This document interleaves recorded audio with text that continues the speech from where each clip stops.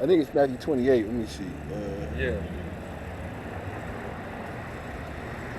Matthew 28 and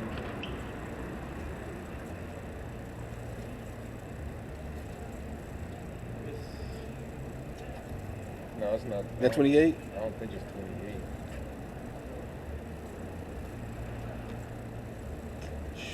Somebody could look it up. I got it. You found it? It's in St. John. St. John. John. Okay, yep. Yep. St. John 20. Mm. And I'm going to start at verse 11. It says, "But Mary stood without at the sepulchre weeping.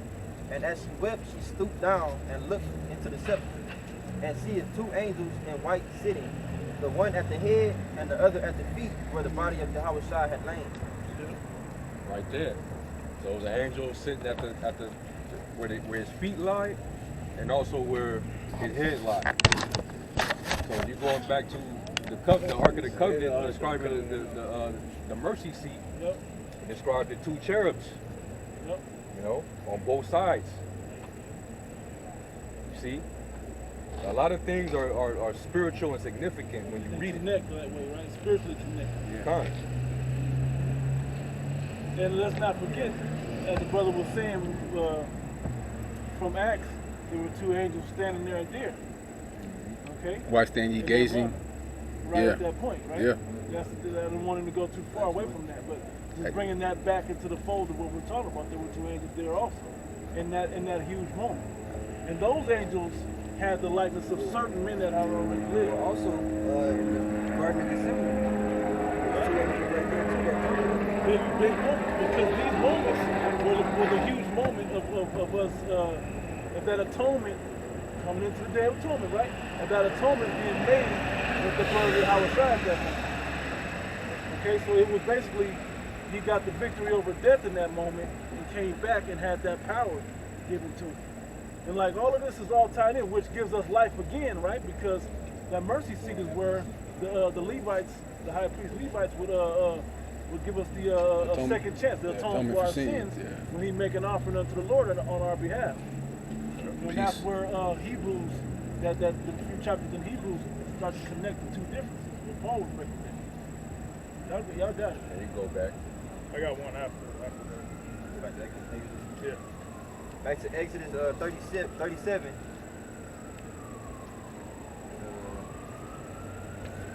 Verse 7. It says, "And he made two cherubims of gold, beaten out of one piece, made he them on the two ends of the mercy seat. One cherub on the end on this side, and another cherub on the other side on that side, on the other end on that side. Out of the mercy seat made he the cherubims on the two ends thereof.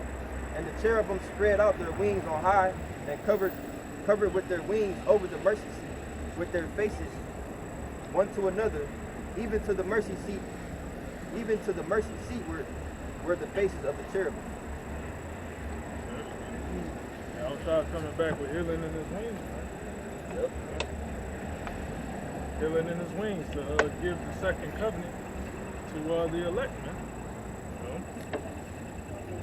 know? I got some on the Ark of the Covenant, right?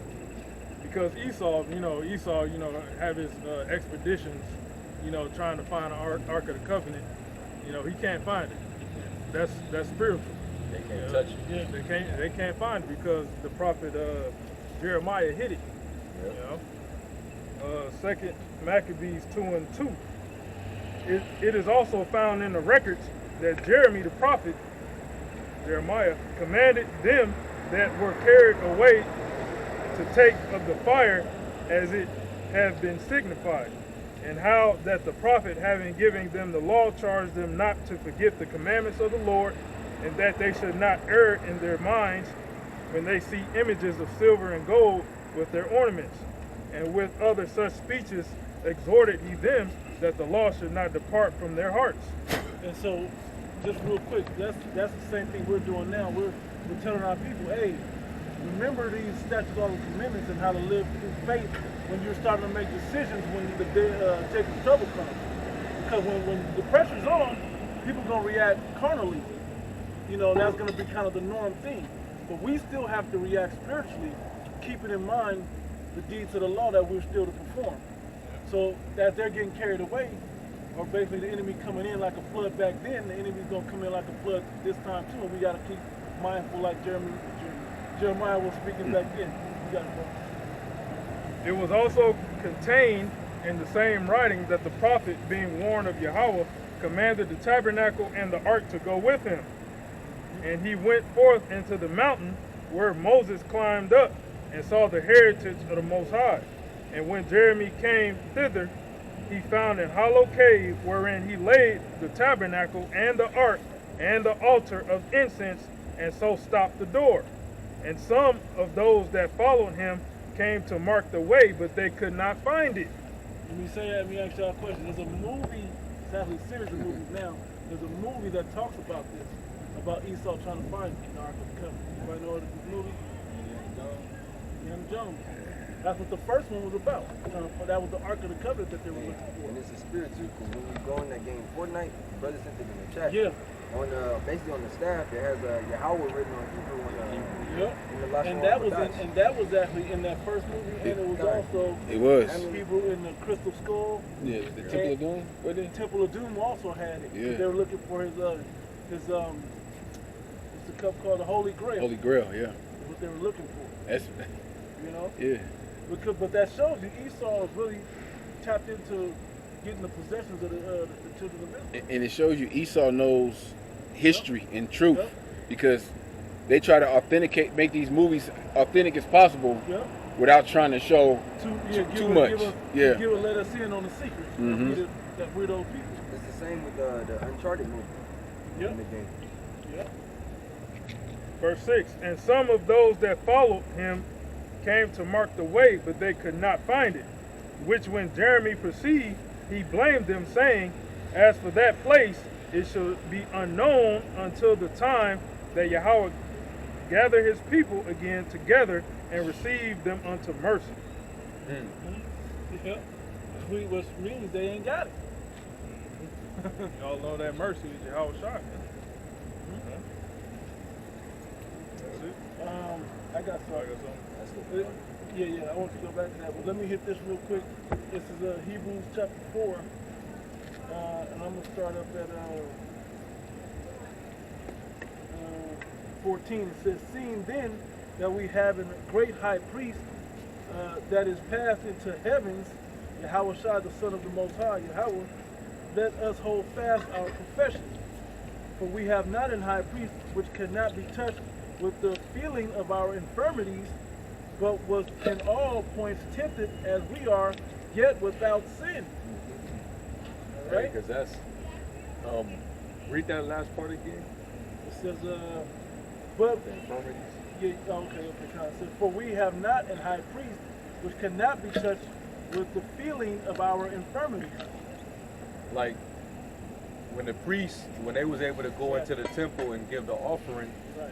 they really couldn't feel the sins that engulfed Israel. Mm-hmm. All they could do was go up and give a atonement, offer up a sacrifice. Sin offering, Sin trespass offering, yeah. Con. But when Yahweh Shai, when he was sacrificed, he understood because he took on all the sins of Israel. Yeah. He felt the infirmities. You know, that's what it meant by when it says in Isaiah the 53rd chapter that he was engulfed with grief. Wounded for our transgression. Yep. Get that right. Isaiah 53.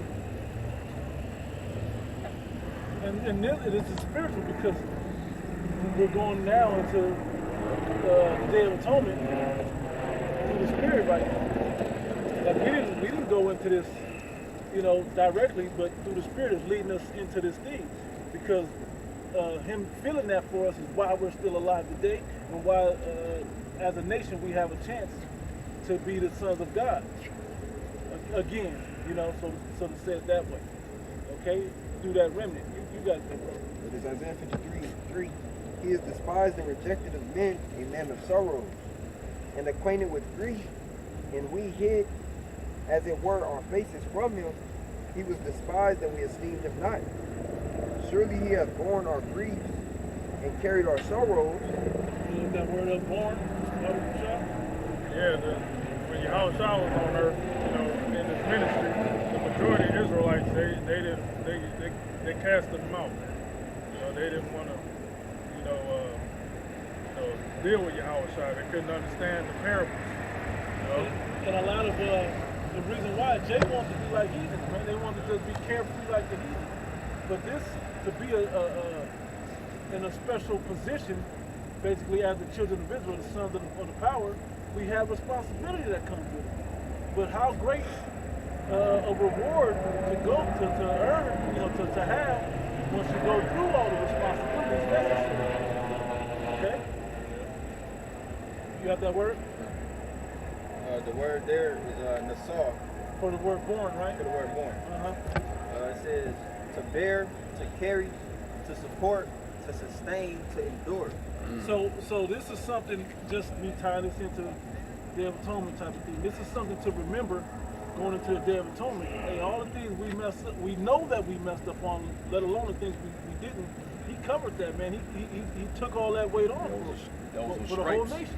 Yeah. All the stripes he took, our iniquity, all the sins that we commit is a stripe on Yahushua. Exactly. He took that for us, man. That beating he took, man, that was for us. Like they can't even like the Passion of the Christ, the movie, can't even fully depict how bad it truly was. That just gives you a small visual of it. But he took all them on, because really we're supposed to be put to death with the majority of these stripes. That we atone for. He took all those, man. So how great should he be honored and worshipped? Outside the kingdom, he's gonna have his body he had, when he got crucified, he's gonna have it. So the Israelites can look upon it and be mournful, man. Yeah. Yeah.